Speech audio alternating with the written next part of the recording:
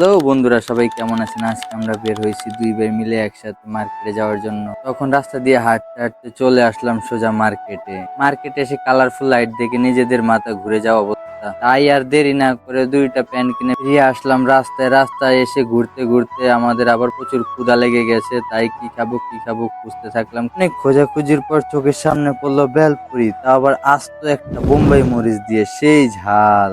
আস্ত একটা বোম্বাই মরিচ দিয়ে বেলপুরি বানাতে বললাম মামাকে, বানিয়ে আমাদেরকে 2 প্লেট দিতে বললাম। মামাও সুন্দর করে মিশিয়ে আমাদেরকে 2 প্লেট বেলপুরি দিল। আর মামার হাতের বেলপুরি গুলা সেই ভালো হয়, আর তার সাথে আছে মিষ্টি টক ঝাল টক, আর আমাদের কাছে ঝাল টকটাই বেশি ফেভারেবল মনে হয়। তাই আমরা মিষ্টি টক নিয়ে নিলাম, আর মিষ্টি টক নেওয়ার সাথে সাথে আমরা দুই ভাই মিলে একসাথে আনন্দের সাথে মুখে ভরে দিলাম। আমার ছোট ভাই তো সে এত ঝাল খেয়ে সে পুরাই ফিদা। তারপরে আমি ট্রাই করলাম, আমার তো মোটামুটি অনেক ঝাল হয়েছে।